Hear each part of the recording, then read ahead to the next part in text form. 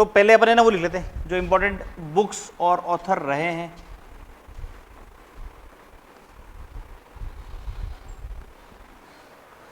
जो हाईलाइटेड रहे हैं काफ़ी इस बार, तो उनको जो है अपन पढ़ लेते हैं एक बार।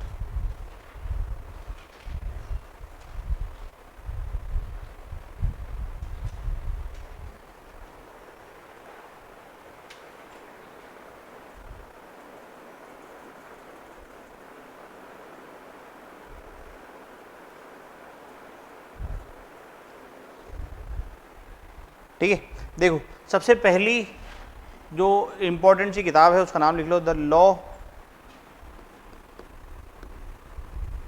And spirituality. The law and spirituality reconnecting the bond.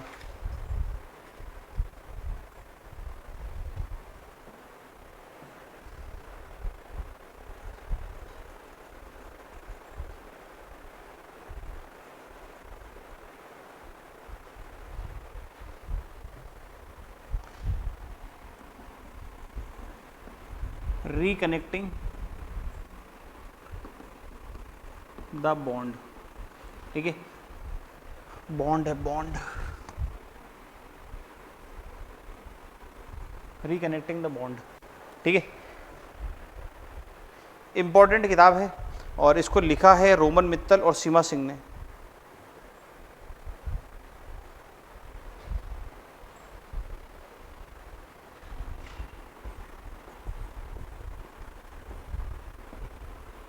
Roman Mittal और सीमा सिंह।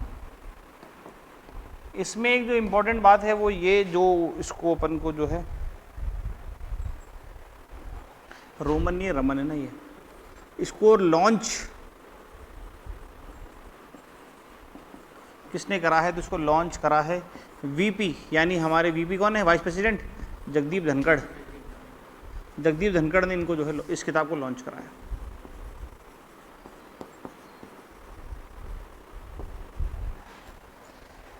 ठीक है,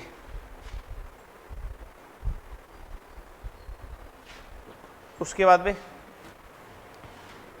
ये दूसरी किताब जो इंपॉर्टेंट है इसको टिक कर लेना, द आइडिया ऑफ डेमोक्रेसी। बहुत इंपॉर्टेंट किताब है और इसको लिखा है सैम पित्रोदा ने। सैम पित्रोदा। ठीक है, सैम पित्रोदा। उसके बाद में अगली किताब है you can coach. You can coach लिखने वाले हैं सिद्धार्थ राजशेखर।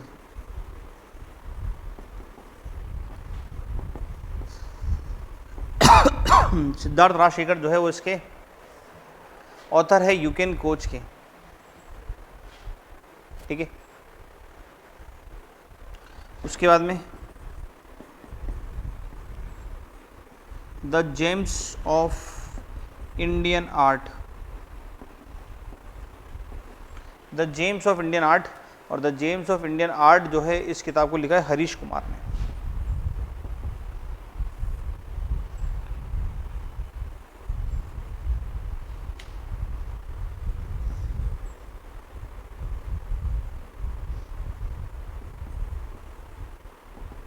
हरीश कुमार।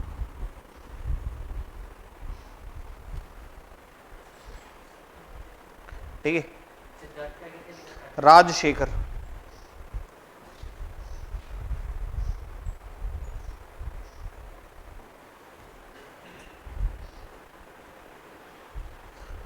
एक किताब जिसको इंपॉर्टेंट टिक कर लेना, ये इंपॉर्टेंट है, पेपर में पूछी जा सकती है आपसे। किताब का नाम है द कॉन्स्पिरेसी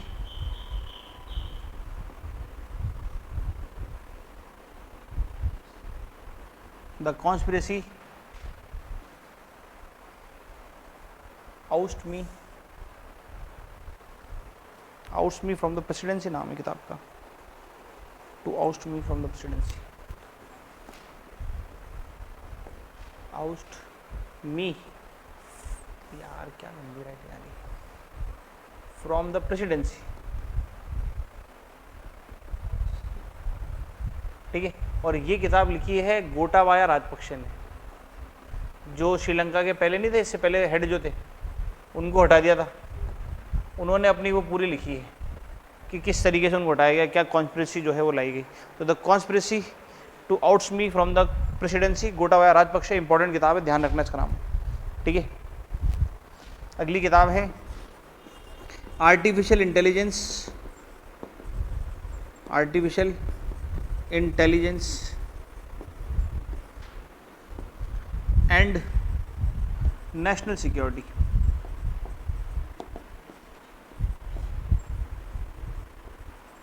इसको लॉन्च करा गया है, इस किताब को किसके द्वारा, तो अनिल चौहान के द्वारा। अनिल चौहान कौन है? सेकंड CDS है, चीफ ऑफ डिफेंस स्टाफ।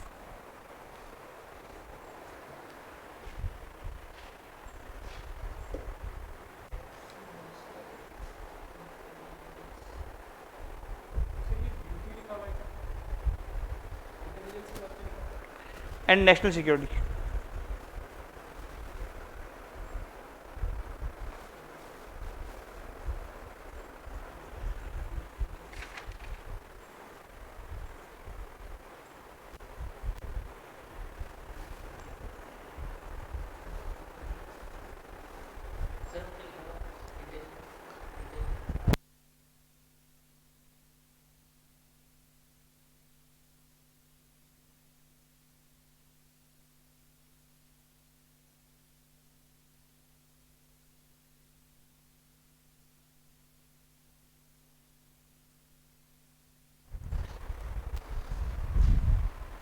अगला लिख लो,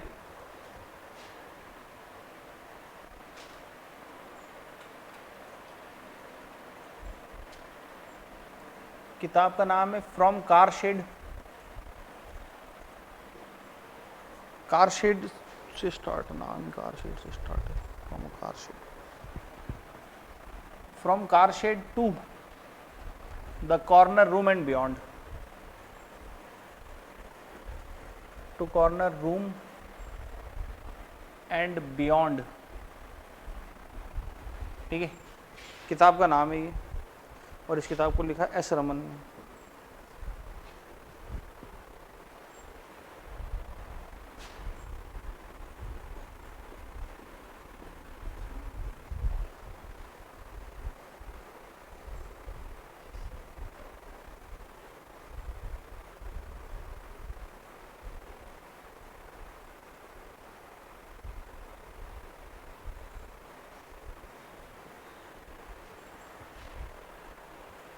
हो गया। अब वाले इंपॉर्टेंट किताब है ना, ध्यान रखना। अगली किताब है रौद्र सात्विकम, रौद्र सात्विकम, महत्वपूर्ण किताब, लिखने वाले का नाम प्रभा वर्मा, भाषा मलयालम। काम की बात कि इनको मिला है 33वां सरस्वती सम्मान।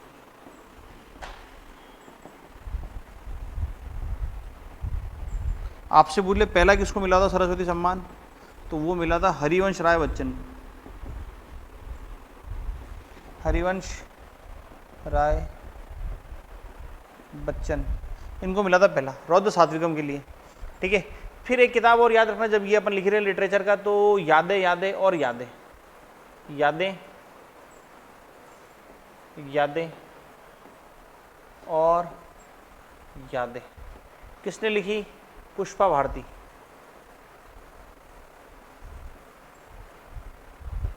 काम की बात क्या है, इनको मिला है व्यास सम्मान।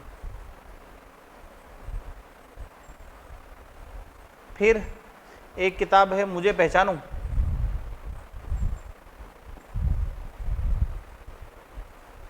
किसने लिखी? संजीव। फिर दूसरी किताब है रिकेम इन रागा जानकी,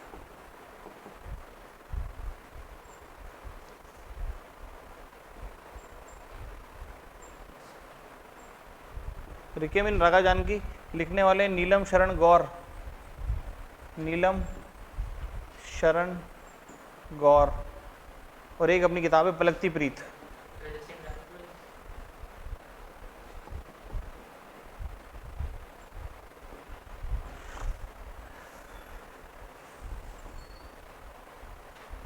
लिखने वाले हैं गजे सिंह राजपुरोहित।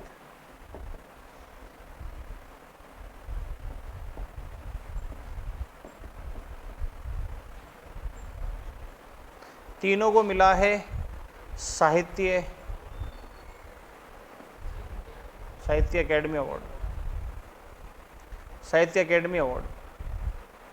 इनको मिला है हिंदी के लिए, इनको मिला है इंग्लिश के लिए और इनको मिला राजस्थानी के लिए। 24 भाषाओं में मिलता है टोटल। 3 इंपॉर्टेंट है।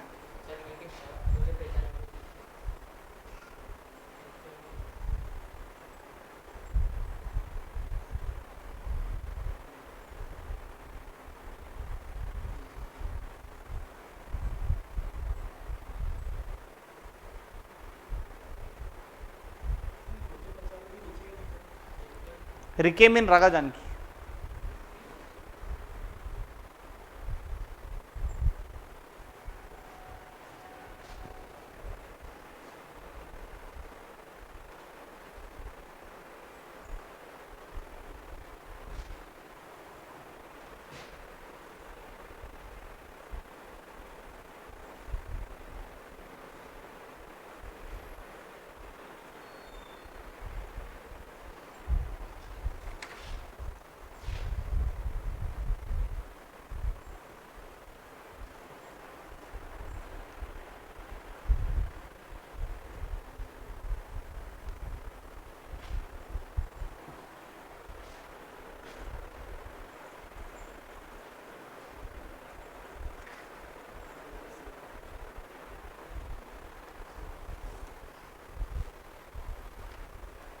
पढ़ाऊं।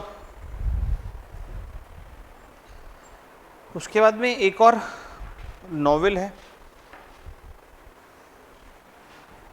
पहला लिखा हुआ है, फर्स्ट मगही नॉवेल, मेघालय वाली भाषा है, MAGHAI, मगही नॉवेल है और इसका नाम है फूल बहादुर।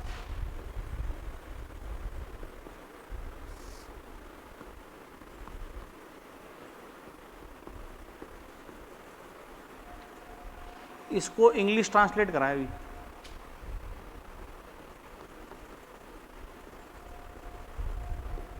अभय कुमार ने।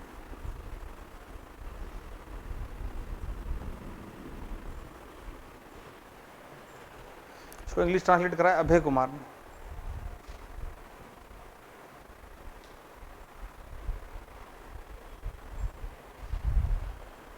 ठीक है।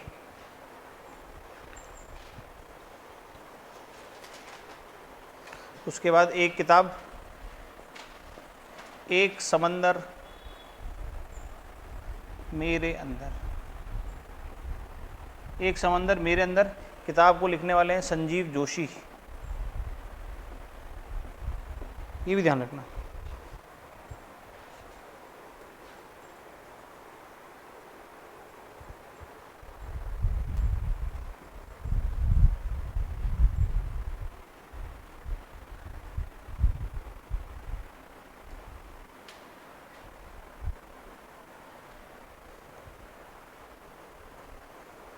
ठीक है।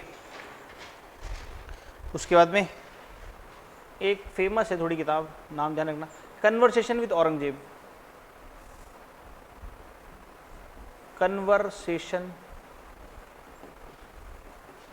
विद औरंगजेब, चारू निवेदिता। लिखने वाली भी फेमस है, किताब भी फेमस है।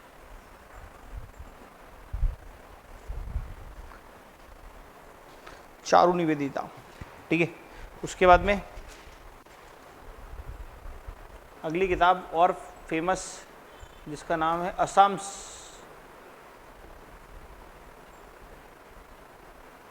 Brave heart, Lachit Borphukan.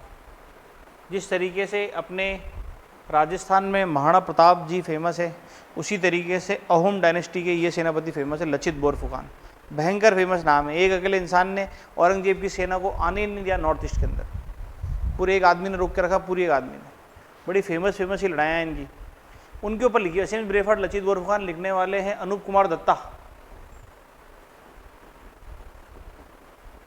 अनूप कुमार दत्ता ने लिखा है और इसको लॉन्च करी है अमित शाह ने। अमित शाह ने इस किताब को लॉन्च करी। Borphukan, Lachit Borphukan.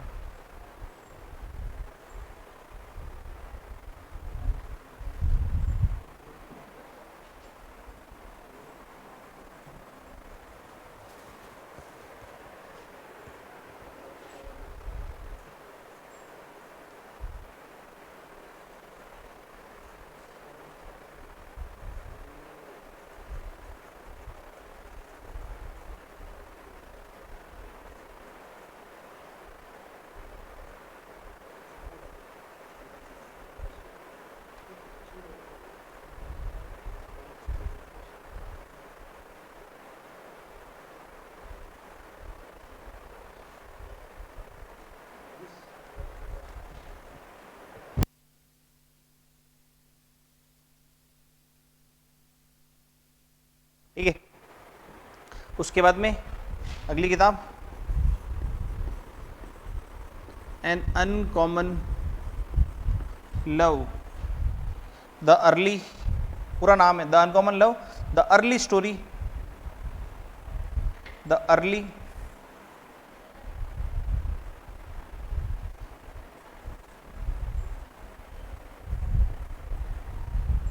Early story of Sudha and Narayana Murthy, जो इन्फोसिस के मालिक है ना, सुधा मूर्ति, नारायण मूर्ति, उनके ऊपर किताब लिखी हुई। ठीक है, किस किसने लिखी है? तो इसको लिखने वाले हैं चित्रा बनर्जी,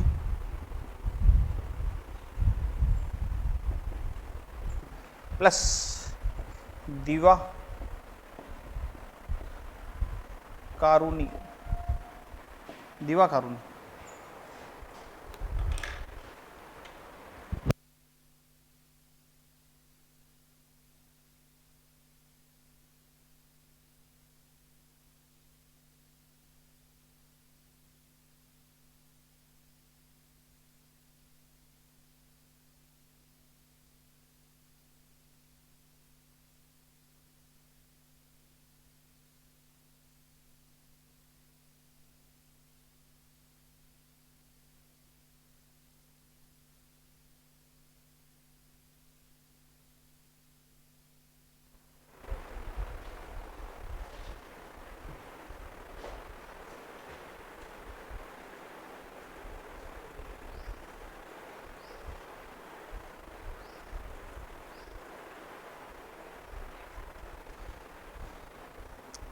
ठीक है, हटा दूं। उसके बाद में इंपॉर्टेंट किताब टिक कर लेना इसको, 4 स्टार ऑफ डेस्टिनी। बताओ, सुना है क्या नाम? 4 star of destiny, MM Naravane. ठीक है, 4 स्टार ऑफ डेस्टिनी ऑटोबायोग्राफी, ध्यान रखना। ऑटोबायोग्राफी, जब इंसान अपने जीवन की किताबें, अपने जीवन के ऊपर बातें खुद ही लिखे तो उसको बोलते हैं ऑटोबायोग्राफी। और 4 स्टार ऑफ डेस्टिनी लिखी है जनरल मनोज मुकुंद नरवणे, जो हमारे आर्मी के हेड थे, मनोज मुकुंद नरवणे। है ये क्वेश्चन किताब का?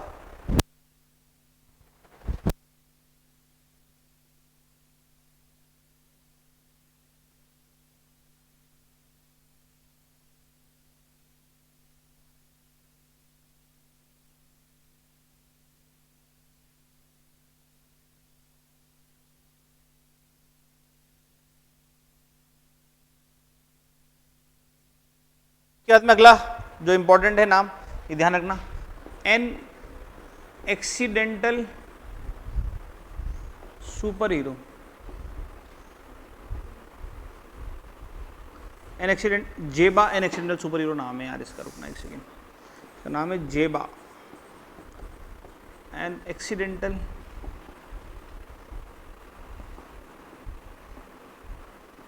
Super hero. ये लिखी किसने? हीरोइन है हुमा कुरैशी, उन्होंने लिखी। ठीक है, ऐसी एक और हीरोइन जिसने किताब लिखी है वो है welcome to paradise.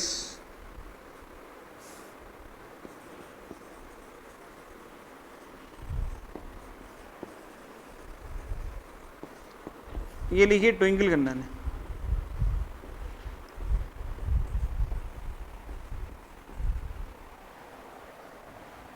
Welcome to paradise.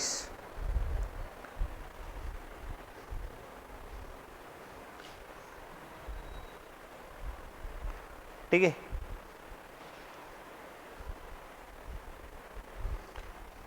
ये किताब हो गई, ये किताब हो गई। एक किताब और इंपॉर्टेंट सी, फर्टिलाइजिंग द फ्यूचर, किसने लिखी है? तो मनसुख मंडाविया।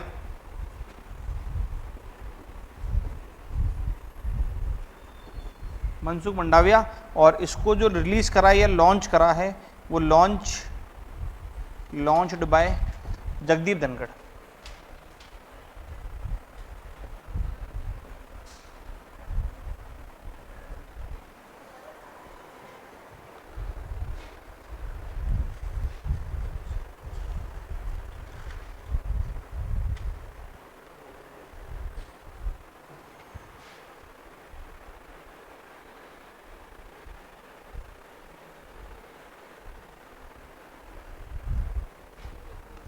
और बताऊं, देखो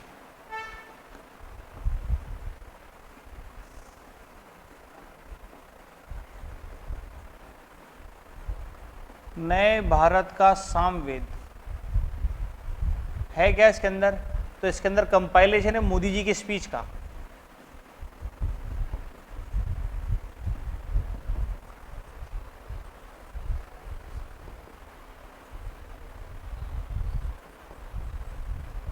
और इसको जो है लॉन्च करा है रामनाथ कोविंद ने। धन्यवाद। रामनाथ कोविंद जो है उन्होंने इसको लॉन्च करा है। ठीक है,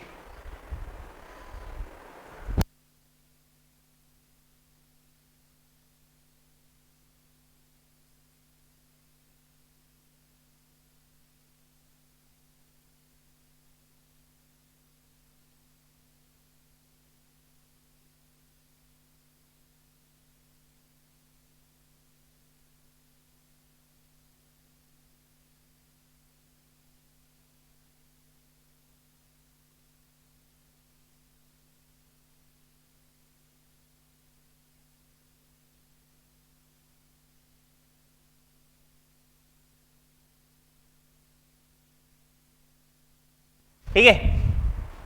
उसके बाद में एक और ऑटोबायोग्राफी जिसका नाम है मोस्ट इंपॉर्टेंट, किताब का नाम है, अलग पन्ने पे लिखते हैं इसको, इंपॉर्टेंट है भाई। किताब का नाम है नीलावू कुदीचा सिम्हांगल। नीलावू कुदीचा सिम्हांगल कौन सी भाषा की किताब है? तो मलयालम। किसने लिखी? एस सोमनाथ ने। इसके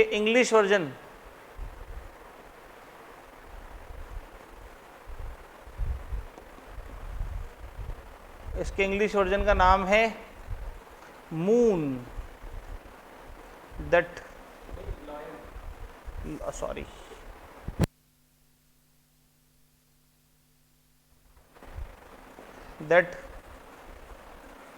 drank the moonlight।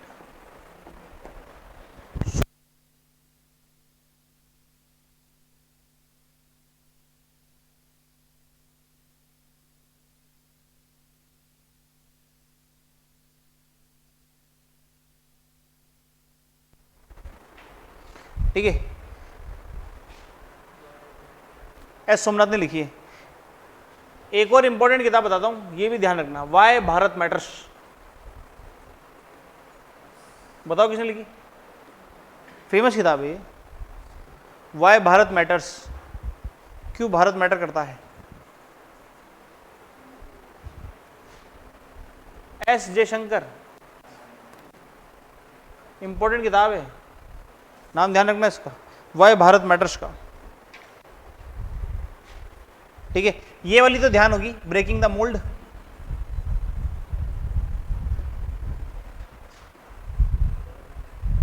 Breaking the mould,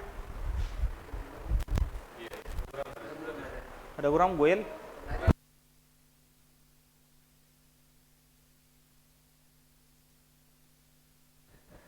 Raghuram Rajan.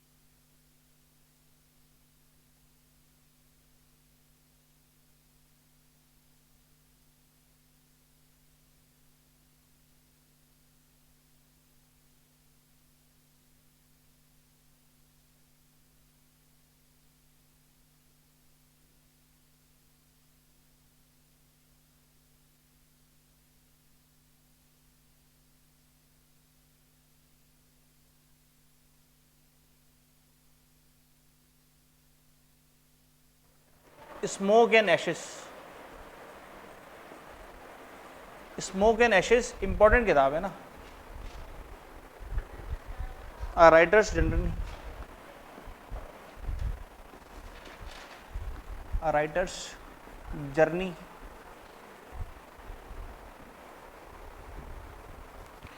Through, writer's journey through opium's hidden histories. ठीक है, और इसको लिखा किसने? अमिताभ घोष ने। अमिताभ घोष वो इंसान जिसको इरास्मस पुरस्कार मिला है अभी, इरास्मस अवार्ड। ठीक है, काम की बात यह है कि इनको बहुत सारे अवार्ड मिले हैं और बहुत फेमस वो है ना। अभी तक अगर अपन बात करें उस अवार्ड की, जो लिटरेचर की फील्ड का सबसे बड़ा अवार्ड है ज्ञानपीठ पुरस्कार, जो एक ही भाषा के लिए दिया जाता है। आज तक एक बार ही 2018 में इंग्लिश को दिया है बस, और वो लेने वाले यही हैं। इनका नाम थोड़ा ध्यान रखना।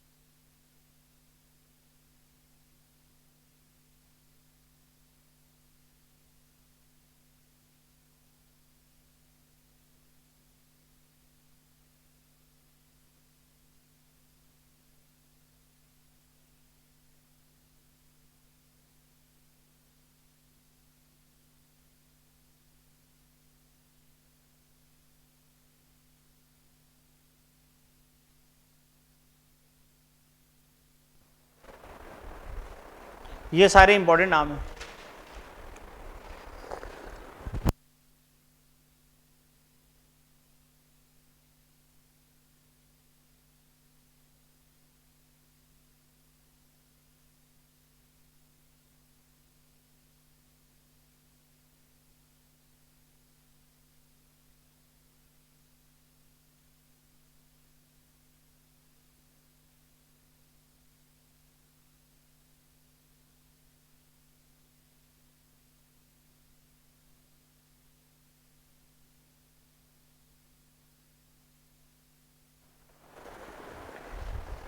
ये इंपॉर्टेंट है नाम सारे, अमिताभ घोष की सारी किताबें इंपॉर्टेंट है, ध्यान रखना।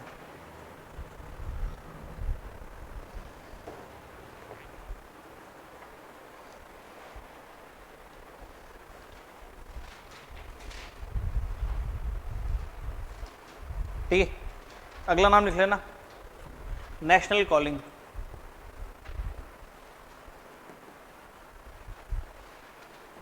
सोनल गोयल की किताब।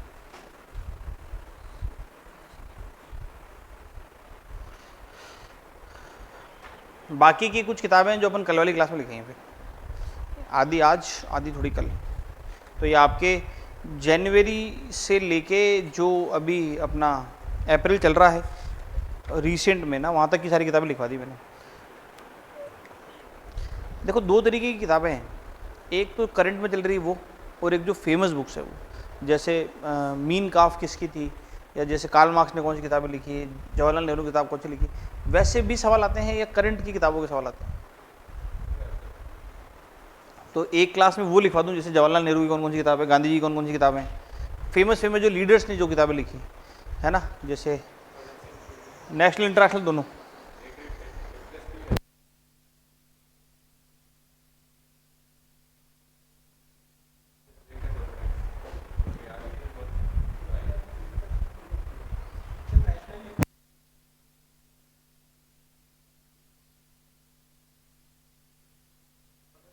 भगत सिंह की आई, भगत सिंह तो फेमस है, किताबें भी फेमस। हाँ तो ये करवा दूँगा, वाई आई एम एथिस्ट किताब है भगत सिंह की, मैं नास्तिक क्यों, जेल में लिखी है, 72 पन्नों की किताब है बस, 72 पेजेस।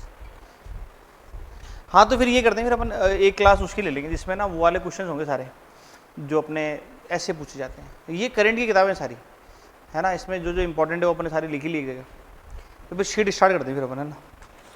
आदि जो है वो मैं कल लिखवा दूंगा।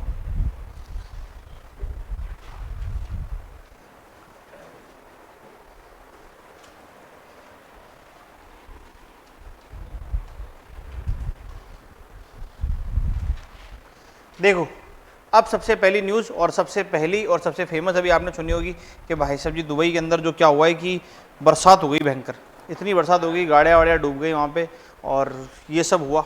ठीक है, तो अब हुआ क्या वहाँ पे, तो जो बरसात है, हाईएस्ट रेनफॉल जो है वो रिकॉर्ड हुआ है 1949 के अंदर। यहाँ पे इनका मेट्रोलॉजिकल ऑर्गेनाइजेशन काम करना स्टार्ट करता है जब से इनके पास में डाटा है, तब से लेके आज तक की सबसे ज़्यादा बरसात इनके एक ही दिन में हो गई। और कितनी हो गई, तो 254 mm यानी 10 इंच के लगभग जो है वो एक ही दिन में बरसात हो गई। ठीक है, अब इसका जो सबसे बड़ा रीज़न बताया गया है ना, वो ये कि इन्होंने क्या करा था, थोड़े टाइम पहले ना क्लाउड सीडिंग करी थी। क्लाउड सीडिंग करी जाती है आर्टिफिशियल रेन के लिए, कि हमको जब बरसात करानी हो तो हम क्या करते हैं, जैसे आर्टिफिशियल रेन कैसे करवाते हैं, तो एक वो होता है हमारे पास में केमिकल AgI, सिल्वर आयोडाइड।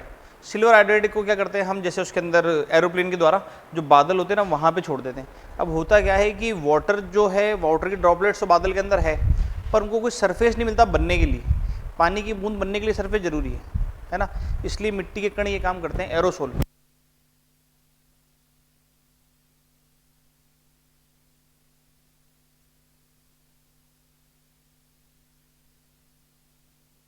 जमीन पे, तो उसके लिए वो उस समय एरोसोल वो ये काम करते हैं। अब बादल के अंदर मॉइस्चर है, पानी है, पर वो गिर नहीं सकता क्योंकि इतना भारी नहीं है, तो उनको सरफेस देना पड़ेगा। अब वो सरफेस देने के लिए हम क्या करते हैं, तो हम हमारी तरफ से जो है ये आर्टिफिशियल रेन के लिए AgI यानी जो सिल्वर आयोडाइड है ये डालते हैं। उससे क्या होता है कि उनको सरफेस मिलता है, सरफेस मिलते ही वो बूंदे जुड़ के बड़ी बूंद बन जाती है और फिर बरसात होना स्टार्ट हो जाती है। उसने वहाँ का मौसम जो है वो ख़राब कर दिया। देखो ये पूरा प्रोसेस है यहाँ पे। ऐसे, ठीक है। होता क्या है कि हम जैसे एरोप्लेन से लेके आते हैं, सिल्वर आयोडाइड होता है, ये बेसिकली मिलाते हैं ताकि ये क्या करता है, सरफेस दे देता है कंडेंसेशन के लिए, और वो सरफेस की वजह से जो है क्या है कि बरसात जो है वो इजीली हो जाती है और बहुत बड़े लेवल पे हो जाती है। हमारे लिए काम की बात ध्यान रखना कि आर्टिफिशियल रेन की अगर अपन बात कर रहे हैं, और आर्टिफिशियल रेन अभी हमारे यहाँ पे रिसेंट में ट्राई करी थी IIT कानपुर ने। अब आसमान में तो प्रदूषण है, दिल्ली में बहुत ज़्यादा है, तो दिल्ली सरकार ने IIT कानपुर के साथ में टाई अप भी करा था। उन्होंने कहा कि अगर ऐसा हो जाए कि जैसे अभी प्रदूषण हो रखा है और बरसात हो जाए, बरसात होगी तो क्या होगी, जो प्रदूषण है वो नीचे बैठ जाएगा ज़मीन पे वापस। तो उसके लिए दिल्ली गवर्नमेंट ने ना IIT कानपुर के साथ में टाई अप भी करा था कि आप हमारे यहाँ पे आर्टिफिशियल रेन करवा दो, ठीक है। तो ध्यान रखना, अभी रिसेंट में अगर इंडिया में किसने करा था तो IIT कानपुर ने करा था। फिर दूसरी बात दुबई की, दुबई जो है पर्यटन तो है ही यहाँ पे, अभी काफ़ी ज़्यादा है ना इनके यहाँ पे ये एनवायरमेंट रिलेटेड चीज़ें चल रही है। एनवायरमेंट की एक बहुत बड़ी मीटिंग होती है COP28, वो भी यहीं पे हुई थी। कहाँ पे हुई? दुबई में। तुम तो बताओ COP29 कहाँ पे होगी? COP29 कहाँ होगी? इजिप्ट शर्म el शेख में 27 हुई थी COP27। बाकू अजरबैजान के अंदर होगी।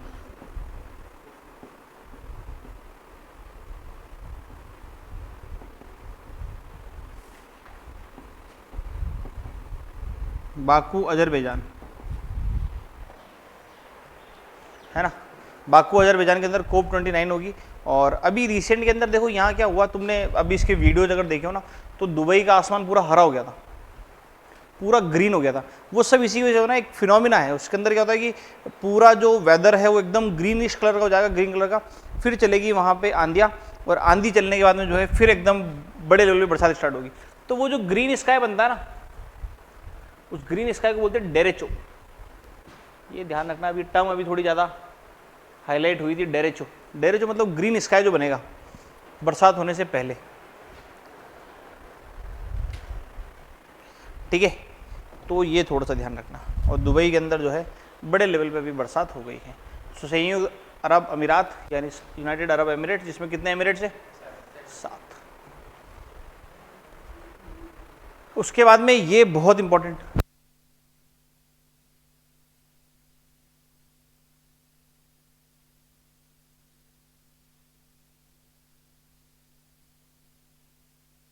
उसके बाद में ये इंपॉर्टेंट सी न्यूज है, नाइजीरिया ने क्या करा है, तो मेनिनजाइटिस एक बीमारी है, इस मेनिनजाइटिस की पहली वैक्सीन, दुनिया की पहली वैक्सीन जो है वो निकाल दी है।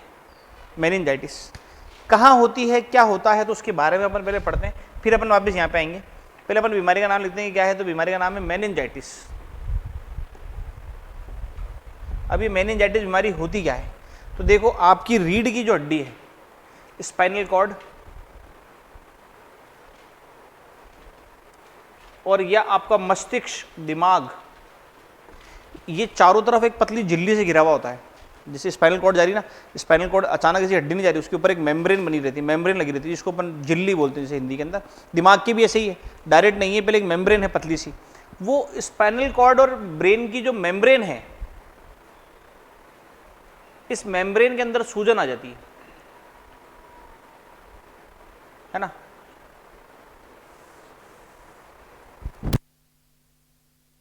वर्ड ही दिमाग में नहीं आ रहा था, स्वेलिंग आ जाती है।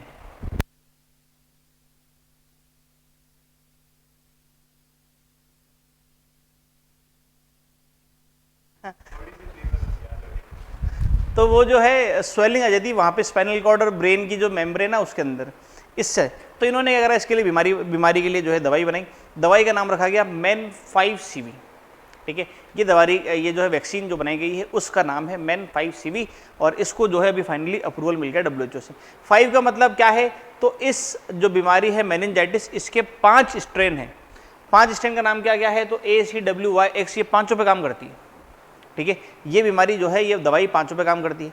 अब ये फैलती किससे है, तो फैलने का जो कारण है वो है एक बैक्टीरिया जिसका नाम है मेनिंगोकस बैक्टीरिया। पर उसके अलावा भी ये वायरस से भी फैल सकती है, बैक्टीरिया से भी फैल सकती है, पैरासाइट से भी फैल सकती है, फंगाई से भी फैल सकती है, ठीक है।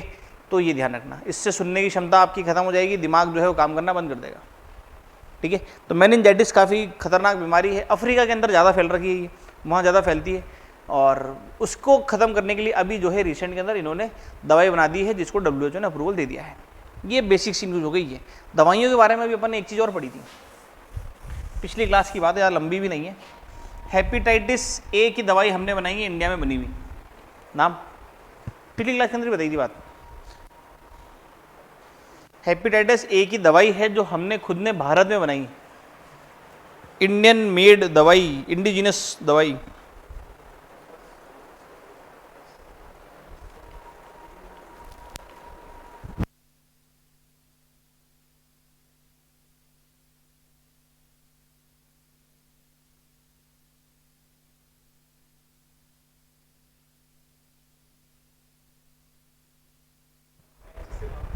हेपेटाइटिस तो एच से स्टार्ट होगा ना भाई, दवाई का नाम भी एच से स्टार्ट होगा, हैवी श्योर। फिर मैंने तुमको एक चीज़ बताई थी, मैंने कहा अभी क्या है कि हेपेटाइटिस को लेके एक वर्ल्ड हेपेटाइटिस समिट भी हुई है। फिर इसकी बातें करते अपन, वर्ल्ड हेपेटाइटिस, ये जब न्यूज़ बताई, जब ये तो बताया था मैंने, वर्ल्ड हेपेटाइटिस समिट कब हुई? नहीं,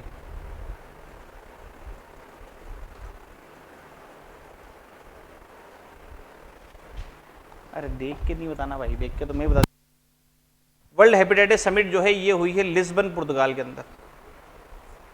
ठीक है,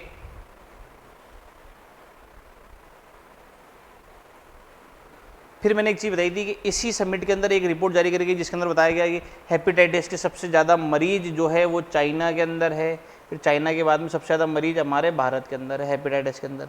तब मैंने आपको ये हेपेटाइटिस ए की दवाई लिखवाई थी। फिर मैंने उसके अंदर ये बताया था कि हेपेटाइटिस से कौन सा अंग खराब होता है शरीर का, लीवर खराब होता है। एक महिलाओं में कैंसर होने का एक सबसे बड़ा, कैंसर से कारण होने वाली मौतों का एक सबसे बड़ा कैंसर है, वो है cervical cancer. Cervical cancer, cervical cancer की भी हमने भारत में दवाई बना दी, क्या नाम है? सर्वावेक। पूरी दुनिया में एक भारत ही जिसने दवाई बनाई है, सर्वावेक, सर्वाइकल कैंसर की है। ठीक है, तो ये दोनों बातें ध्यान रखना। एक तो हटाऊं,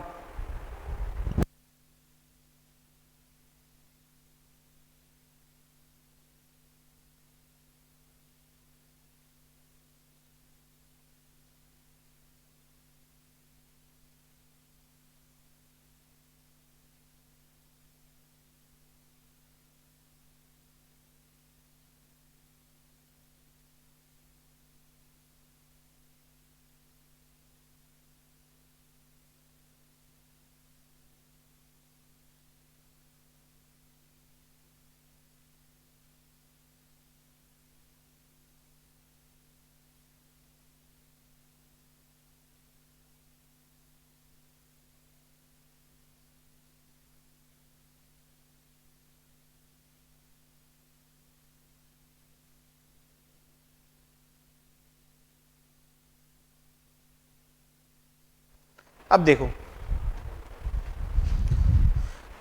तो हमने ये बना दी दवाई मैन 5 CV। अब ये दवाई को WHO से अप्रूवल भी मिल गया। अब ये किस उम्र के बच्चों को या किस उम्र के लोगों को दे सकते हैं, तो इन्होंने टारगेट जो रखा है वो है 9 मंथ, 9 महीने के बच्चे से लेकर 85 साल की उम्र तक के कोई भी दवाई ले सकते हैं। काम की बात हमारे लिए क्या है कि इसको बनाया किसने है? इसको बनाया है एक तो ऑर्गेनाइजेशन, इसका नाम है पार्थ, और पार्थ के साथ मिला है कौन? Serum institute. अब ये अपने भारत का है, इसलिए इंपॉर्टेंट न्यूज़ है ये। तो सीरम इंस्टीट्यूट ने कोविड की भी दवाई बनाई थी, कौन सी? कोविशील्ड। अदर पूनावाला जिसके ये हेड है।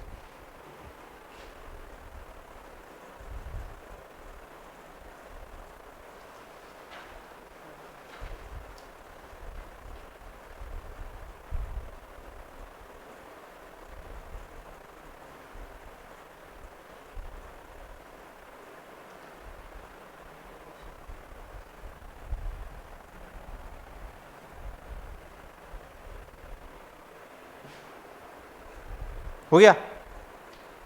हटा दूं? तो ये बेसिक सी जो बातें हैं। फिर दूसरी बेसिक सी हमारी बातें जो हमने पढ़ी वो ये कि WHO ने उसको अप्रूवल दे दिया। अब WHO के बारे में तो अपन 2-3 बातें और जानते हैं। क्या क्या जानते हैं?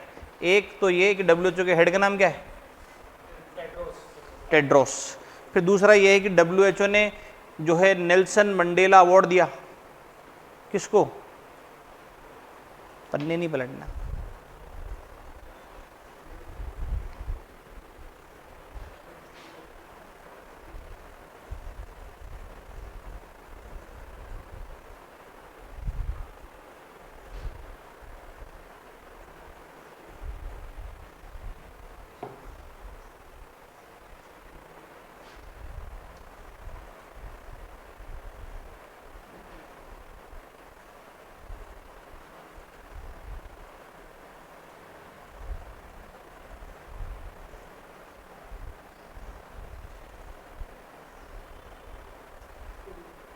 अरे बताओ भाई।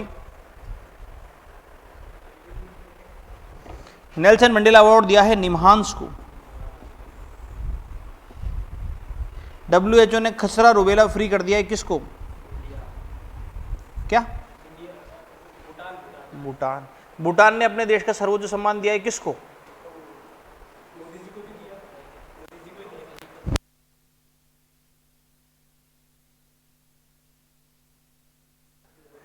ठीक है। और बताओ फ्रांस का किसको दिया? फ्रांस ने किसको दिया?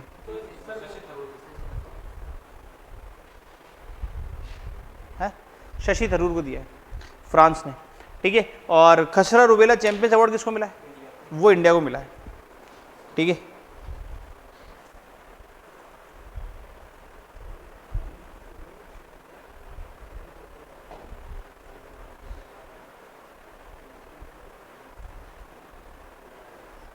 एक नाइजीरिया से एक नाम और आपने शायद सुना हो। नाइजीरिया की एक लेडी है जिसका नाम है नगोजी। नाम सुना है क्या? कहीं सुना है? ये पहली महिला हेड है, फर्स्ट फीमेल और करंट हेड भी है। किसकी? WTO। वो नाइजीरिया की हैं। पहली महिला हेड भी WTO की,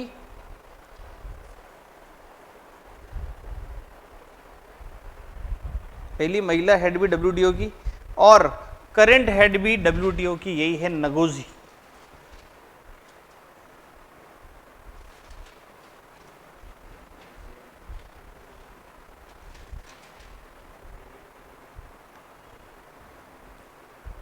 हटा दूं?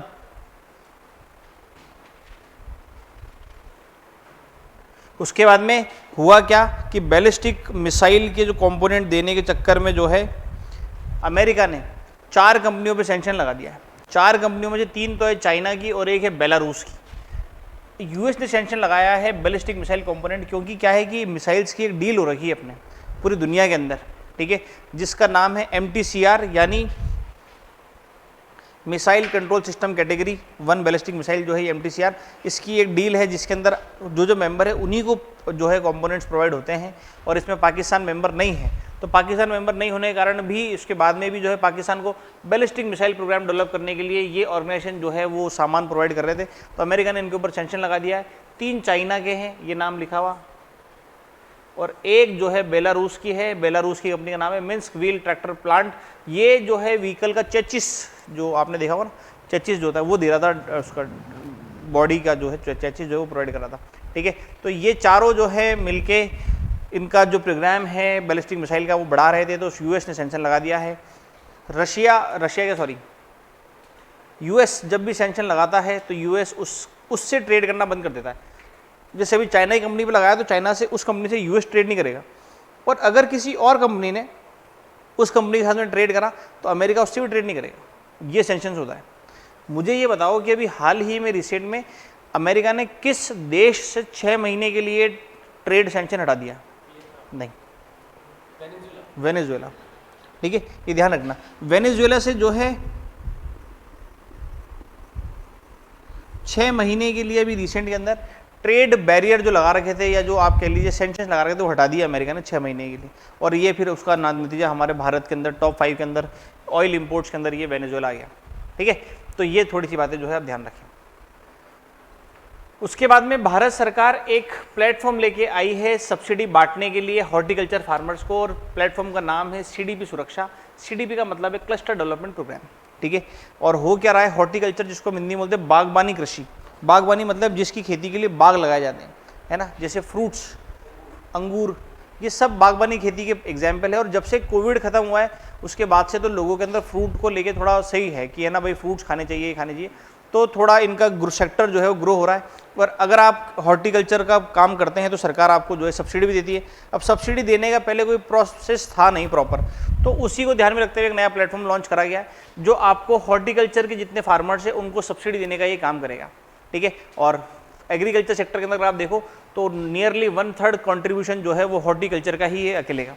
तो उनको बढ़ावा देने के लिए जो है ये चीज़ इन्होंने स्टार्ट करी है, सीडीपी सुरक्षा पोर्टल, जिससे सब्सिडी जो है बांटी जाएगी हॉर्टिकल्चर फार्मर्स को। पर पैसे बांटेंगे तो एप्लीकेशन थोड़ी ना बांटेगी, पैसे बांटेंगे बैंक। इस एप्लीकेशन के लिए 4 बैंकों से टाइप करा है। बैंक की तैयारी करो तो बिल्कुल ध्यान रखें 4 बैंक कौन कौन से हैं, 2 प्राइवेट 2 सरकारी। प्राइवेट के 2 सबसे बड़े बैंक HDFC ICICI।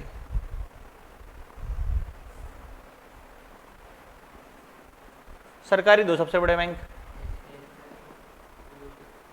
ये 4 बैंकों के साथ में टाइप हुआ है ना। ये 4 बैंक है जो सब्सिडी बांटेंगे।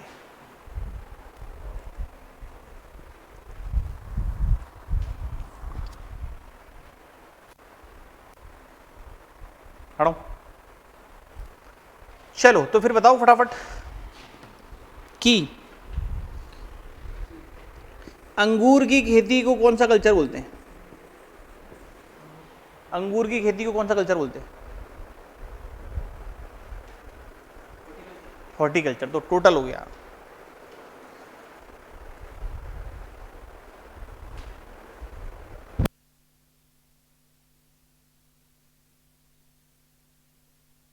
अलग अलग नाम बोलते हैं। अंगूर की खेती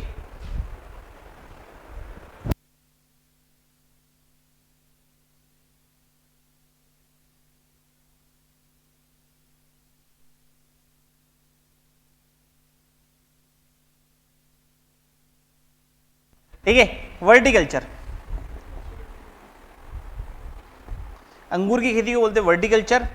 और अर्थवॉर्म, केंचुए, इनकी खेती को क्या बोलते हैं? खाद आती vermi compost, vermi culture.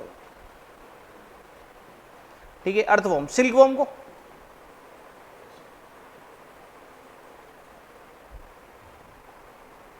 Sericulture.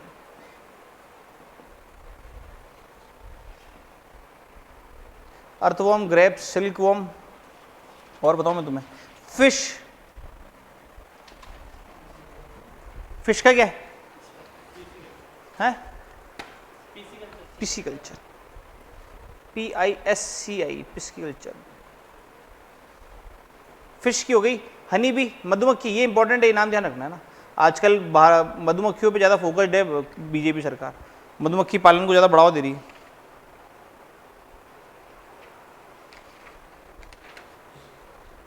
Honey bee का एपिकल्चर।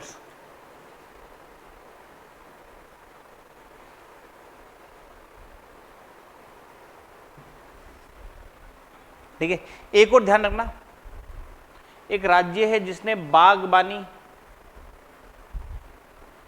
बीमा योजना चालू कर रखी।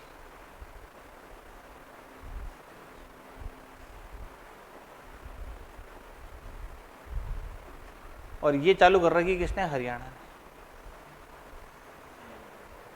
बागबानी बीमा योजना है ना, कि आप आपकी बागबानी फसल की भी जो है इंश्योरेंस करा सकते हैं।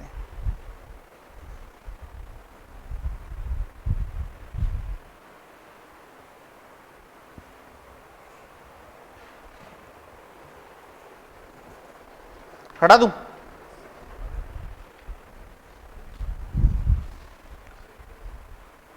उसके बाद में ये न्यूज़ है, देखो हुआ क्या है। अब यहाँ थोड़ा ध्यान से सुनना। देखो हुआ क्या, एक रिपोर्ट जारी करी गई, प्लास्टिक ओवरशूट डे रिपोर्ट, और इसको लॉन्च करा है, जारी करा है स्विस की एक नॉन परफॉर्मिंग जो है कंपनी, इसका नाम है ईए अर्थ एक्शन।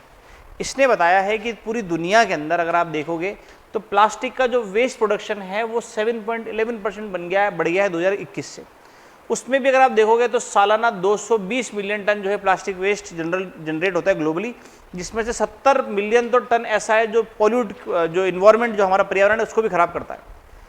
इस पूरे प्रदूषण का 60% केवल 12 देश करते हैं, और ये 12 देशों के नाम है China, India, Russia, Brazil, Mexico, Vietnam, Indonesia, Egypt, Pakistan, United state, Turkey. ये 60% के लिए जो है रिस्पॉन्सिबल है। और ये जो नाम लिखा हुआ है नंबर, ये रैंकिंग वाइज लिखे हुए हैं कि पूरी दुनिया में सबसे ज़्यादा चाइना जो है वो कचरा करता है प्लास्टिक का, फिर इंडिया, फिर रशिया, ये ध्यान रखना। तो भारत दूसरे नंबर पर है, ये ध्यान रखें आप, बेसिक सी बात इस रिपोर्ट के अंदर। फिर बात आती है कि ये एक ओवरशूट डे लिखा हुआ है। ये ओवरशूट डे क्या होता है? हटाओ इसको, बताऊं। देखो ओवरशूट डे क्या होता है, एक बेसिक सी बात बताता हूं।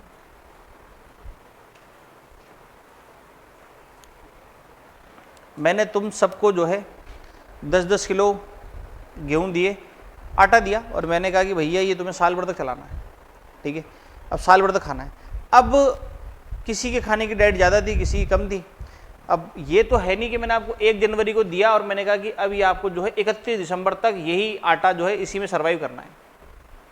पर आपके किसी के मेहमान आ गए, अब आपका जो दिया हुआ आटा है, आपको जो आटा दिया गया वो आप जुलाई में ख़त्म कर गए, तो इसका मतलब ये थोड़ा ना जुलाई से लेकर दिसंबर तक भूखे रहोगे, खाना तो आपको मिलता रहेगा, पर आपकी लिमिट कब खत्म हो गई, तो ये यहाँ पे खत्म हो गई किसी भी एक तारीख को।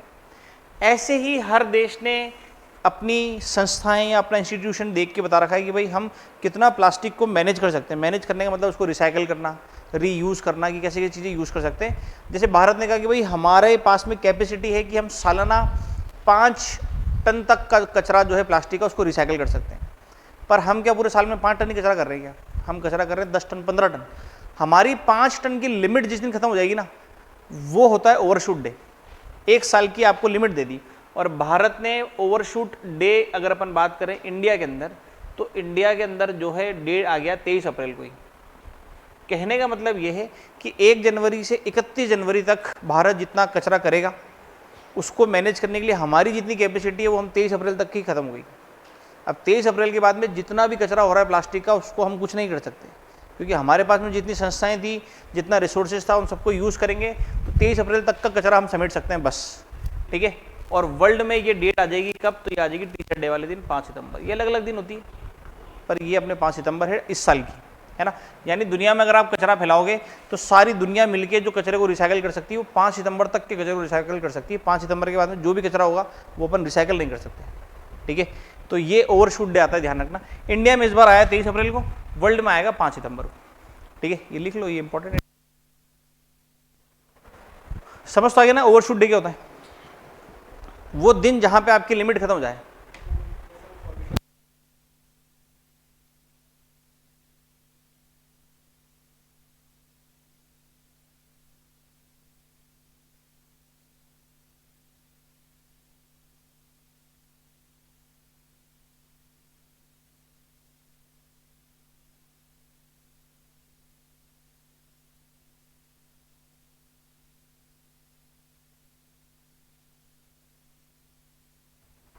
ठीक है, तो ये ध्यान रखना। अब अगर आप देखो ना भारत को, तो भारत जो है बहुत कम कचरा करता है। इंडिया जो है लो वेस्ट प्रोड्यूसिंग के अंदर आता है। भारत का अगर आप पर कैपिटा देखो कि एक इंसान कितना कचरा करता है 1 साल के अंदर, तो केवल 8 kilogram per capita per year कचरा करते हैं प्लास्टिक का इंडिया के अंदर, जो कि बहुत कम है। आप अगर बेल्जियम का देखोगे, सबसे ज़्यादा बेल्जियम का है। बेल्जियम का पता है कितना है? 147.7 किलोग्राम पर पर्सन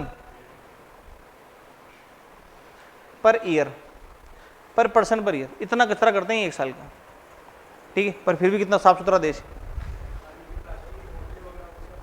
नहीं, इनकी पॉपुलेशन कम है। अपने यहाँ पे अपन 10 टन कचरा कर रहे हैं और 10 जने रह रहे हैं। पाती कितना है? 1-1 टन। अब 10 टन कचरा कर रहे हैं पर रह 2 जने ही रहे, तो कितना है पाती? 5 टन। हालत वो हो रही है। अपने यहाँ पे 8 क्यों आया है? क्योंकि अपने यहाँ पे पॉपुलेशन बहुत ज़्यादा है। अब नंबर ऑफ टन कचरा अपॉन नंबर ऑफ पॉपुलेशन करोगे तो अपने 8 ही आ रहा निकल के, पर वहाँ पे कचरे को जब पॉपुलेशन डिवाइड कर रहे हैं तो वहाँ पे ज़्यादा आ रहा है नंबर, क्योंकि वहाँ पे पॉपुलेशन कम है। अगर हम कचरा कम कर रहे होते तो हम दूसरे नंबर पे नहीं आते ना। दूसरे नंबर पे है, पॉपुलेशन इंडिया की बहुत ज़्यादा है, 144 करोड़ पहुँच गई, इतनी पॉपुलेशन इंडिया की, ठीक है। तो वो कारण है, इस वजह से इंडिया को इसमें कैटेगरी में डाल रखा है। बाकी ये डालने का कारण जो है वो यही है कि इंडिया जो है, इसकी पॉपुलेशन इंडिया की कम है इन चीज़ों के, ठीक है। तो ये ध्यान रखना भाई। उसके बाद में ये दैनिक भास्कर पढ़ रहे हो अखबार तुम?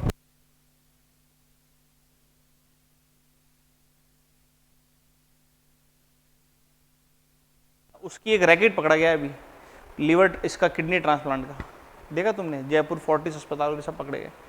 उसके अंदर क्या होता है, इंडिया में किसी को किडनी लगवानी है, इंडिया में रेट है कि भाई 15 लाख रुपए तक की आप किडनी आ जाएगी। फिर एक इंसान होता है, वो क्या करता है, बांग्लादेश, ये न्यूज़ अभी बता रहा हूँ मैं, अभी चल रही, आज ही एक बार पढ़ लेना, आज ही एक बार ही खबर होगी। बांग्लादेश के अंदर क्या करते हैं, बांग्लादेश के अंदर गरीब लोग बाग होते हैं ना, उसको पकड़ते हैं और उसको बोलते हैं कि चल एक किडनी दे दे, 2 है तेरे पास, ऐसे भी गरीब है, उसको पैसे पैसे उसको बोलते हैं 3 लाख रुपए इंडियन रुपीज़ मिल जाएंगे। भारत की करेंसी वैसे भी ज़्यादा है बांग्लादेश से, पावरफुल है इंडिया की करेंसी। तो अगर इंडिया के आप 3 लाख रुपए दे रहे हो तो लगभग मान के चलो वहाँ पे 4 लाख रुपए बन जाएंगे बांग्लादेश की करेंसी की। उसको मालूम है एक किडनी पे इंसान सर्वाइव कर सकता है। वो इंडिया आता है, वो किडनी देता है, 3 लाख रुपए लेता है, इसको दे देता है, बचे हुए बीच में 12 लाख रुपए है।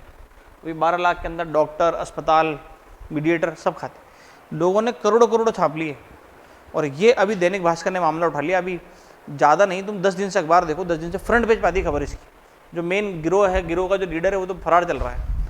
तो फिर सरकार जाके चेती है सरकार, और सरकार ने कहा कि यार ऐसा तो क्या ही हो रहा है, मतलब फॉरेन का इंसान इंडिया में आके ऑर्गन डोनेट करके जा रहा है और भारत सरकार को लोड ही नहीं आ रहा है, मतलब देख ही नहीं रहे, गवर्नमेंट जो है वो देख ही नहीं रही, प्रॉपर जो है डॉक्यूमेंटेशन प्रॉपर नहीं हो पा रहे, क्योंकि पड़ता है कि इसका इससे क्या रिश्ता है, बहुत सारी चीज़ दिखाते हैं पर अपने यहाँ पे कोई भी लोड नहीं है। पर अब जब ये अखबार में मैटर उछला, सब जगह मैटर उछला, तो सरकार ने कहा है कि भाई अब हम जो है प्रॉपर थोड़ी निगरानी रखेंगे, और उसके अंदर अभी एक रिपोर्ट जारी करी गई, एक डाटा जारी करा गया national organ and tissue transplant organisation के अंदर। इसने कहा कि जो फॉरेन पीपल्स है उनका जो डाटा है वो अचानक बढ़ गया है ऑर्गन डोनेशन के अंदर, ठीक है। तो अभी इन्होंने कहा है कि हम जो है एक इन्वेस्टिगेटिंग और ट्रांसप्लांट जो इसके अंदर फॉरेन पर्सन इन्वॉल्व है उनके लिए एक इन्वेस्टिगेटिंग अथॉरिटी जो है बना रहे हैं, वो देखेगी किस तरीके से जो है काम करा जा रहा है, प्रॉपर हो रहा है नहीं हो रहा है। और ये है ना बड़ा कॉमन है, अपने अजमेर में चलता है।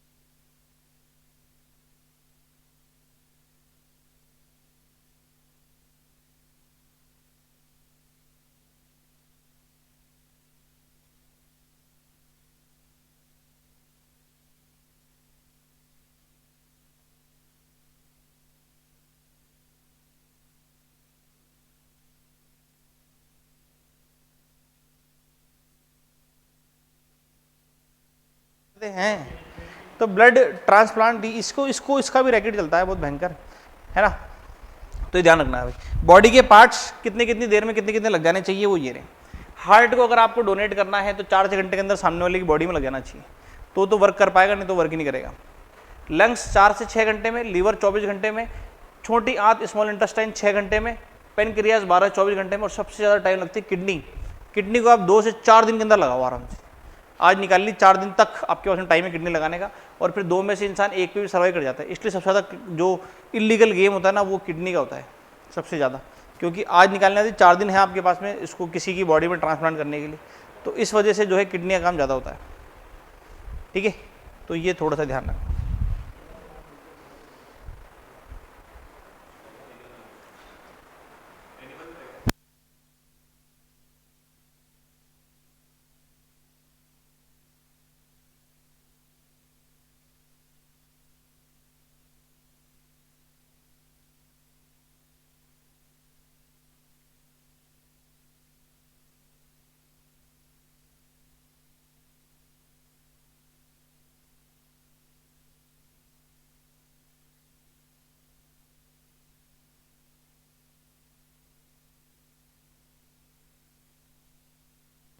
देखो उसके बाद में क्या हुआ है, अभी डाटा आया, दो न्यूज़ लगातार है, दोनों को डाटा इंपॉर्टेंट है, बैंक की तैयारी कर रहे हो तो डाटा थोड़ा ध्यान रखना, ये जो अब जो अपन देखने वाले हैं इसके अंदर। देखो जनरली ऐसी बात करते हैं अपन, कुछ चीज़ें हैं जो मैं बेच रहा हूँ, कुछ चीज़ें जो मैं खरीद रहा हूँ। बेच रहे हैं उसको अपन बोल रहे हैं एक्सपोर्ट, जो खरीद रहे हैं उसको अपन बोल रहे हैं इम्पोर्ट। अगर मेरा एक्सपोर्ट ज़्यादा है और इम्पोर्ट कम है तो मुझे प्रॉफिट हो गया लॉस, एक्सपोर्ट ज़्यादा है तो प्रॉफिट होगा, इंपोर्ट अगर ज़्यादा है और एक्सपोर्ट कम है तो लॉस होगा। भारत जनरली यहीं पे चलता है, भारत इतना ज़्यादा एक्सपोर्ट करता नहीं है जितना हम इंपोर्ट करते हैं। चीज़ें, इंडिया की पॉपुलेशन ज़्यादा है, इंपोर्ट ज़्यादा मंगानी पड़ती है, वो चीज़ें इंपोर्ट ज़्यादा करनी पड़ती है, तो जो नुकसान होता है उसको अपन बोलते हैं डेफिसिट, हिंदी के अंदर बोलते हैं घाटा। ठीक है, अब हुआ क्या है कि अभी एक रिपोर्ट जारी करी गई है और उन्होंने कहा है कि जो हमारा घाटा है वो इस बार 11 महीने का सबसे कम चल रहा है, यानी हमारा एक्सपोर्ट थोड़ा सा बढ़ गया है और इंपोर्ट थोड़ा सा कम हो गया है। कितना कम हो गया है, कितना, 11 मंथ के लो पे चल रहा था, 5.6 बिलियन हमको जो है अभी मार्च के अंदर घाटा इतने रुपए का हुआ है। अगर अपन मार्च का फिगर देखें तो बाकी सारी बातें से तो अपन ये देखें अगर कि गुड्स का जो एक्सपोर्ट करा है हमने वो थोड़ा सा बढ़ा है और कितना हो गया है तो 41.68 बिलियन हुआ है मार्च के अंदर, और हमारा जो इम्पोर्ट है वो थोड़ा सा कम हो गया है और कितना हमने इम्पोर्ट करा मार्च के अंदर तो 57.28। ठीक है, यानी अगर मैं बात करूँ इम्पोर्ट हमारा ज़्यादा है और एक्सपोर्ट हमारा कम है। ठीक है,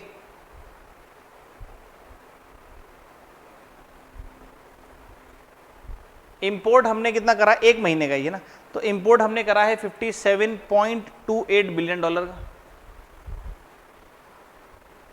और एक्सपोर्ट हमने बेचा कितने का है, तो एक्सपोर्ट हमने करा है इसको 41.68 बिलियन डॉलर को। तो हमको घाटा हो गया क्योंकि हमारा जो है इंपोर्ट ज़्यादा है, और डेफिसिट जो है वो कितना है तो वो लिखा हुआ 15.6। तो ये डाटा एक महीने का ही ध्यान रखना, 6 बिलियन डॉलर का। ठीक है, अच्छा ये जो ये भी जो है दो तरीके का होता है, इंपोर्ट एक्सपोर्ट भी दो तरीके का होता है। एक तो होता है गुड्स का, वस्तु, जिसको हम मर्केंडाइज भी बोलते हैं, जिसको आप छू सकते हो। मैंने मोबाइल भेज दिया, मैंने लैपटॉप भेजा, मैंने कुछ भी चीज़ें बेच रहा हूँ जिसको आप छू सकते हो तो उसको तो अपन बोलते हैं मर्केंडाइज। एक होता है सर्विस का, सर्विस का इंपोर्ट एक्सपोर्ट, सेवा, जैसे एसजी है, एसजी क्लास की एप्लीकेशन है, अब एसजी क्लास का कोर्स किसी ने दुबई में खरीद लिया तो अब यहाँ से दुबई में पढ़ा रहे हैं तो उसको वो हम सर्विस दे रहे हैं। ठीक है, तो वो सर्विस का जो है वो इंपोर्ट एक्सपोर्ट कहलाएगा। ठीक है, या जैसे आपने कोई सॉफ्टवेयर जिसको आप छू ना सको, है ना, तो जैसे कि आपने कोई सॉफ्टवेयर बना दिया, वो सॉफ्टवेयर जो है वो फिर आपके सर्विस में जाएगा। ठीक है, तो ये दो तरीके का ट्रेड होता है। ये अभी अपन ने बात करी एक महीने की, अगली न्यूज़ में अपन बात करेंगे साल भर की। साल भर वाला डाटा बहुत इंपॉर्टेंट है। ठीक है, ये तो उसका चार्ट है। साल भर की अगर अपन बात करें ओवरऑल एक्सपोर्ट दोनों का मिला के, मर्केंडाइज भी और सर्विस भी, तो दोनों का मिला के मार्च 2024 के अंदर हमारा रहा कितना, 70.21 बिलियन डॉलर का रहा टोटल ओवरऑल मिला के। ठीक है, अब अपने काम की बात ये जो मैं आपको बता देता हूँ यहीं पे देखो। अब इसके अंदर है ना, ये डाटा तो सारा लिखा ही है, पर एक ये जो लिख लो जो मैं लिखा रहा हूँ डायरेक्टली, कि हमारा जो इंपोर्ट है यानी जो आयात है वो है 854.80 बिलियन डॉलर का, और एक्सपोर्ट जो रहा वो रहा हमारा 776.68 का बिलियन डॉलर का। तो वही इंपोर्ट ज़्यादा है एक्सपोर्ट कम है तो हमको हुआ घाटा, डेफिसिट, और डेफिसिट कितने का हुआ तो 78.12 बिलियन डॉलर।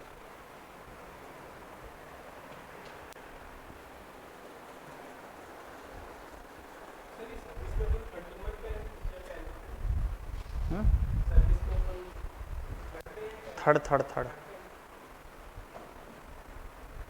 ठीक है, तो ये ध्यान रखना। अब इसके अंदर वो बेसिक सी बातें लिखी हुई है कि ओवरऑल इंपोर्ट हमारा मार्च का जो है वो 73.12 बिलियन डॉलर था, जिसके अंदर 6.11% की ग्रोथ रेट कम देखी गई है लास्ट साल के कंपैरिजन से। एक्सपोर्ट के अंदर भी हमारा जो है कितना रहा तो 776.68 बिलियन डॉलर, जो कि पॉजिटिव ग्रोथ बताता है 0.04% की लास्ट ईयर से कंपेयर के अंदर। ठीक है, तो इंपोर्ट एक्सपोर्ट का अपन ने टोटल जो है ओवरऑल निकाल लिया है।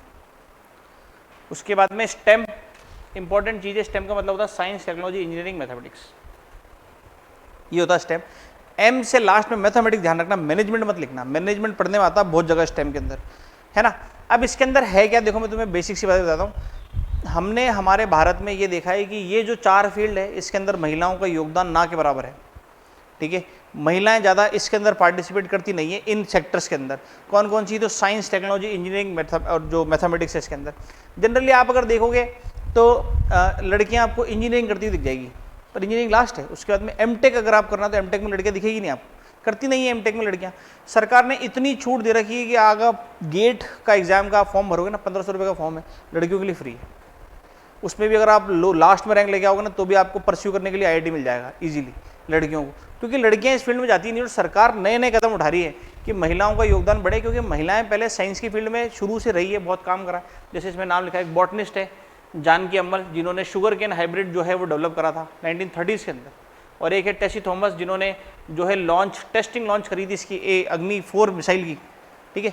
तो अभी हुआ क्या कि एक हमारे यहाँ पे ऑर्गेनाइजेशन है जिसका नाम है बायस वॉच इंडिया, और इन्होंने एक रिपोर्ट जारी करी। इन्होंने कहा कि हमने पूरे भारत में 98 यूनिवर्सिटीज़ ली और इनकी फैकल्टी देखी, टीचर की कितने कितने टीचर है, और हमको मालूम पड़ा कि 98 यूनिवर्सिटी के अंदर से केवल और केवल 13.5% ही महिलाएं हैं, बाकी सारे पुरुष हैं, ठीक है।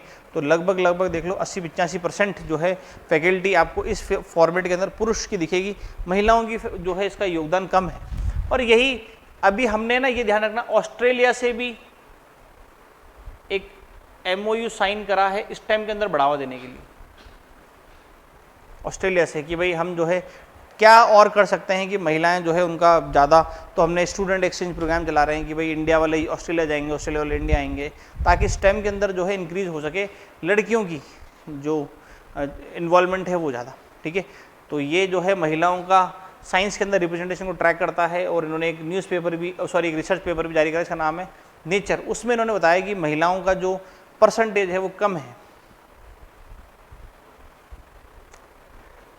उसके बाद में टाइम्स ने जो है 100 प्रभावशाली लोगों की लिस्ट निकाली 2024, इंपॉर्टेंट है, नाम ध्यान रखना। 100 प्रभावशाली लोगों की लिस्ट निकाली है और उसमें से 8 जने भारत के हैं, 8 भारतीय लिए गए हैं। ध्यान रखना, रैंक नहीं आए हैं इसके अंदर, नाम दिए कि भाई ये 100 जने हैं, ठीक है। इसमें ये नहीं है कि ये मोस्ट पावरफुल है, ये सेकंड मोस्ट पावरफुल है, ऐसी रैंकिंग नहीं है। 8 जने, 8 कौन कौन है? तो ये अली भट्ट नहीं है, ये आलिया भट्ट है। आलिया भट्ट, अजय बंगा, साक्षी मलिक, देव पटेल, प्रेमवदा नटराजन है, सत्य नडेला है, जिगर शाह है। ये जो है टोटल 8 ने ध्यान रखना। और ये हिंदी में भी है ना, ये अली भट्ट की जगह आलिया भट्ट कर लेना। वर्ल्ड बैंक के हेड आलिया भट्ट ही ध्यान रखना है ना। 100, ठीक है। कितनी लिस्ट में से कितनी कैटेगरीज में लेते हैं? तो 4 कैटेगरीज है, लीडर्स, हीरोज, आर्टिस्ट और थिंकर, इनको लेते हैं। और एक इंडियन ओरिजिन है, बहुत फेमस, आपने शायद इनका नाम सुना हो, अस्मा खान। एक बहुत फेमस इनका रेस्टोरेंट है दार्जिलिंग एक्सप्रेस, सोहो, लंदन के अंदर। नहीं सुना? पढ़ा नहीं इनका? अरे गजब रेस्टोरेंट है दार्जिलिंग एक्सप्रेस, ठीक है। तो वो जो है वो भी इस लिस्ट के अंदर है। उसके अलावा भारत की प्रेमवदा नटराजन जो कि एस्ट्रोफिजिक्स है, इनको भी जो है इसमें लिया है टॉप 100 मोस्ट पावरफुल के अंदर, ठीक है।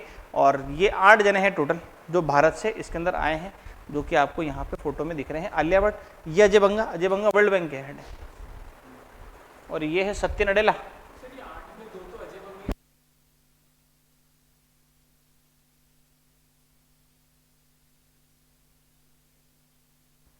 सत्य नडेला कौन है? सत्य नडेला किसी के हेड है क्या?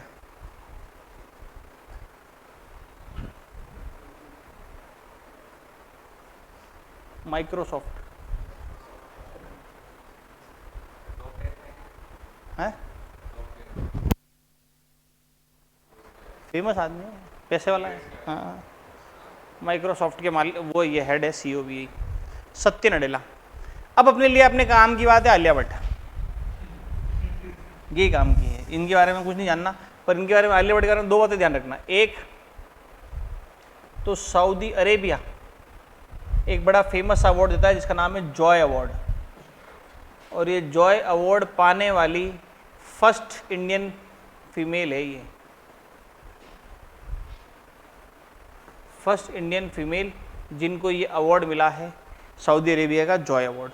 दूसरा नाम क्या ध्यान में रखना है आपको, वो ये कि आलिया भट्ट की एक पिक्चर आई है गंगूबाई काठियावाड़ी, उसके लिए ये बेस्ट एक्ट्रेस गई है।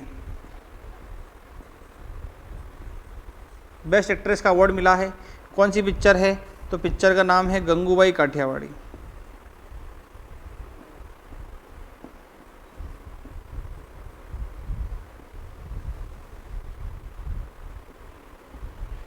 ठीक है, और कौन सा मिला है? तो 69th फिल्म फेयर अवार्ड।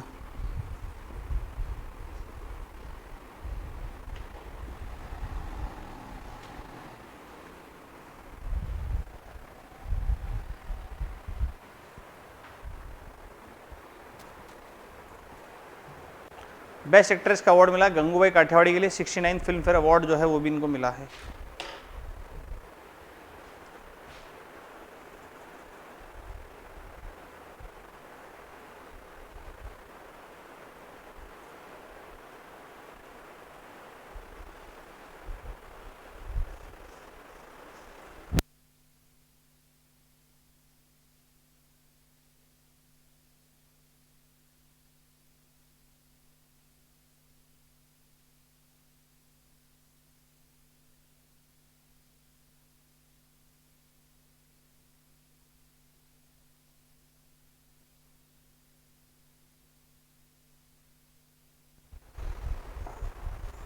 ठीक है, तो ये ध्यान रखना भाई।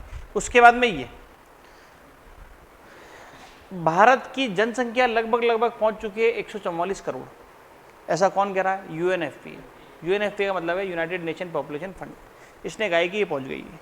अंतर्राष्ट्रीय डाटा है, एक निकाली गई है इनके द्वारा रिपोर्ट जिसका नाम है वर्ल्ड पॉपुलेशन 2024 रिपोर्ट। इन्होंने कहा है कि भाई इतनी इतनी भारत की पॉपुलेशन जो है वो हो गई। पर हम कैसे मानते हैं? तो हम हमारा जो है अलग से जो है जनगणना करते हैं। अंतिम बार जनगणना कब करी? 2011। पहली बार कब करी? 1981 के अंदर। 1872, पर वो अनऑर्गेनाइज थी, प्रॉपर चली नहीं। फिर 81 से स्टार्ट करी थी, 10-10 साल वाली, 10 के गणना जिसको अपन बोलते हैं। अभी लास्ट हमने करी 2011 के अंदर। 21 में करनी थी पर कोविड भी आ गया और फिर 26 में हमको सीटें चेंज करनी है, तो अब 26 में हो जाएगी अभी। ठीक है, उसके अनुसार भारत की पॉपुलेशन कितनी है? तो 121 करोड़। ठीक है, पर उसके बाद में डाटा हुआ ही नहीं, तो अब बता रहे लगभग 144 करोड़ जो है भारत की पॉपुलेशन पहुंच चुकी है। ठीक है, और इस रिपोर्ट के अंदर जो है एज का कुछ इन्होंने परसेंटेज बताया कि भारत में कितनी कितनी एज वाले कितने कितने लोग बाग रहते हैं, तो वो लिख लेना, एज वाले कितने कितने, एज चार्ट है ना। जैसे कि इन्होंने कहा कि 0 से 14 एज ग्रुप वाले कितने लोग बाग हैं, तो 24%। 10 से लेके 19 उम्र वाले जो लोग बाग हैं वो है 17%। ठीक है, 10 से लेके 24 ये हैं 26%। और सबसे इंपॉर्टेंट जो कार्यबल है 15 से 64 जिसको अपन बोलते हैं वर्किंग एज ग्रुप, जिसके इस एज ग्रुप के लोग काम करते हैं ना, वर्किंग एज ग्रुप बोलते हैं। इंपॉर्टेंट डाटा ध्यान रखना, ये है भारत में 68%। इसलिए भारत में बेरोजगारी ज़्यादा है क्योंकि ज़्यादातर यूथ जो है वो यहीं पे ही है, वर्किंग एज ग्रुप है ये। ठीक है, 15 से 64 वाला। उसके बाद में 65 या 65 से ज़्यादा वाला 65 और मोर, ये हैं 7%।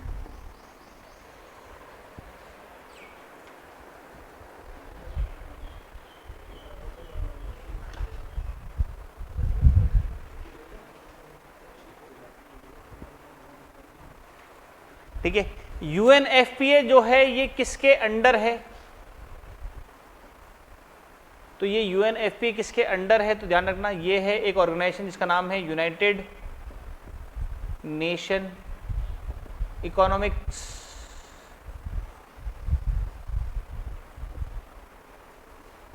एंड सोशल काउंसिल, इसके अंडर काम करता है। और कब बना? तो ये बना था 1967 के अंदर, तो ये फॉर्म हुआ और 1969 से इसने काम करना स्टार्ट कर दिया था।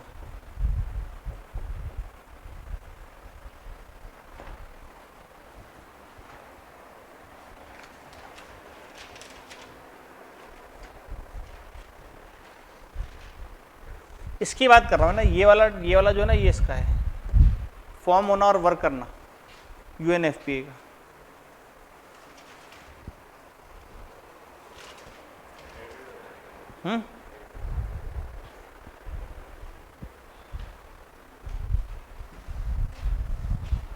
हटा दूं?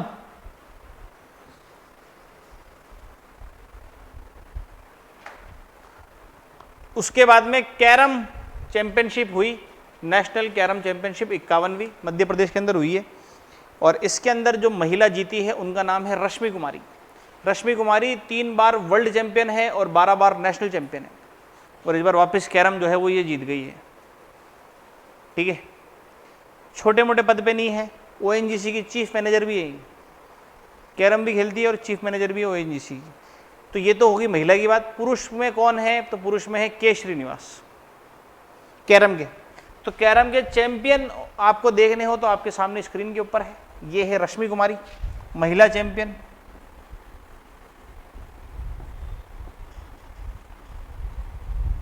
और ये है पुरुष चैंपियन के श्रीनिवास।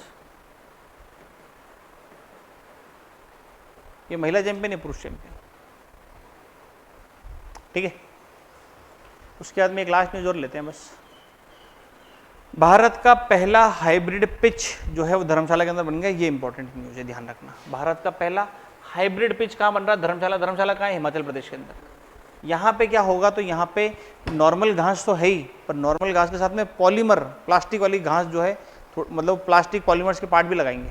ठीक है, ताकि जो ड्यूरेबिलिटी है ना वो बढ़ सके, है ना। और इसके लिए जो है अप्रूवल इनको बीसीसीआई से चाहिए था, बीसीसीआई से अप्रूवल मिल गया है। कौन लगा रही है पॉलीमर ग्लास, तो नीदरलैंड की कंपनी है SIS ग्रास, वो लगा रही है।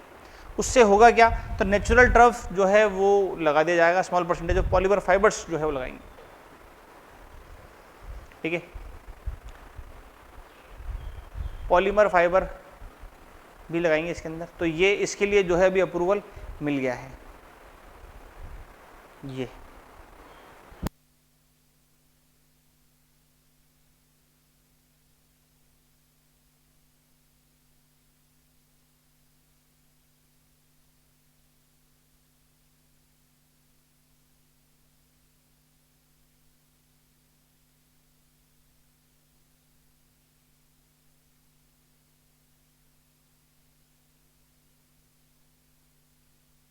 गीली हो गई ना, तो घास गीली रहेगी, फिर क्या होता है कि बॉल पड़ते जाती है। दूसरा क्या है कि स्विंग नहीं होती है ना, वहां पे ये चीज नहीं होती इसके अंदर, पॉलीमर के अंदर ना ये चीजों से बच जाता है। अबे ये तो मैं पिच पे तो घास नहीं होती, नहीं नहीं, मतलब जैसे पिच विच गीले विले होते ना ये, तो वो खराब कर देती ना ऐसे। फिर दूसरा क्या है कि यार बहुत ज़्यादा है पिच के ऊपर ना, वो रगड़ते रहो, और फिर वो दूसरा ऐसी बहुत सारी।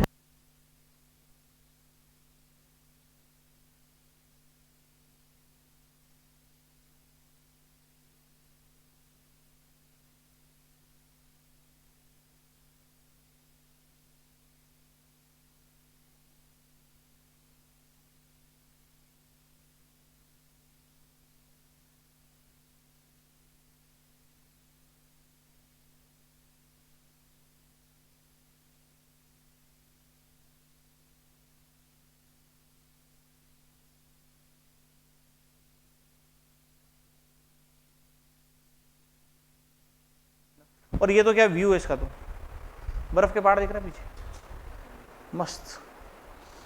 ठीक है, तो ये है अपने लिए काम के कुछ स्टेडियम है, वो लिख लेते हैं अपन, फिर खत्म करते हैं क्लास।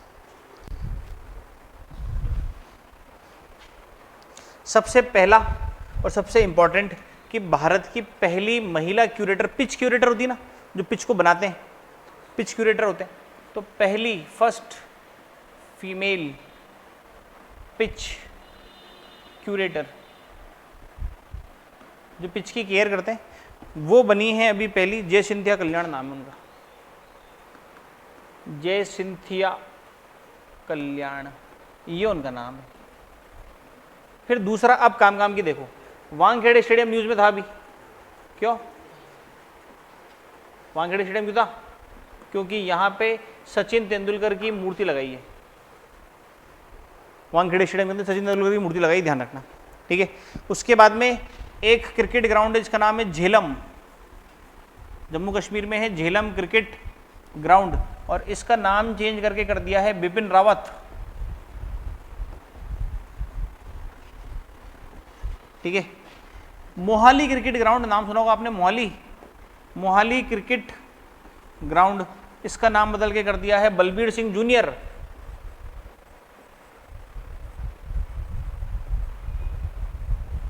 ठीक है, मोहाली क्रिकेट ग्राउंड, झेलम हो गया, मोहाली हो गया। उसके बाद में Saurashtra cricket ground,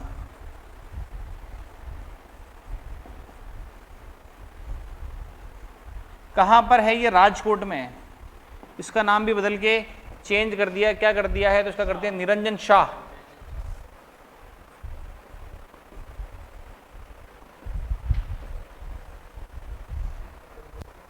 Niranjan Shah.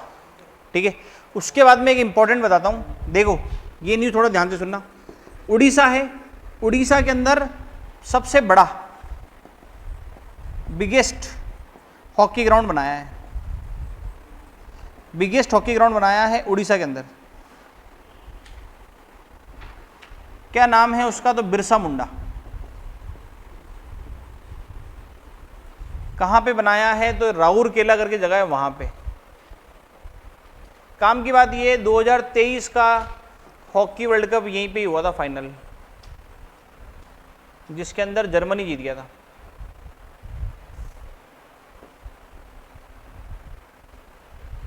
Germany जीत गया था हॉकी वर्ल्ड कप के अंदर ना।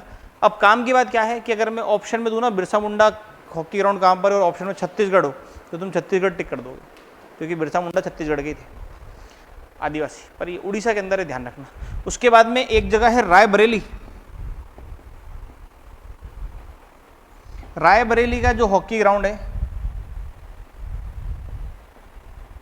उसका नाम चेंज करके कर दिया रानी रामपाल।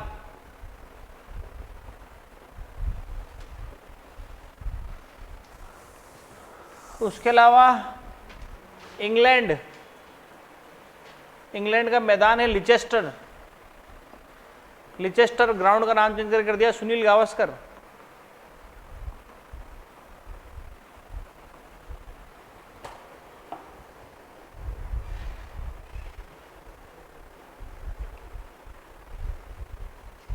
ठीक है, एक पुणे के अंदर आर्मी यूनिट है, इनके ग्राउंड का नाम भी अभी जो है आर्मी यूनिट का जो ग्राउंड है, इसका नाम भी नीरज चोपड़ा के नाम पे रखा है।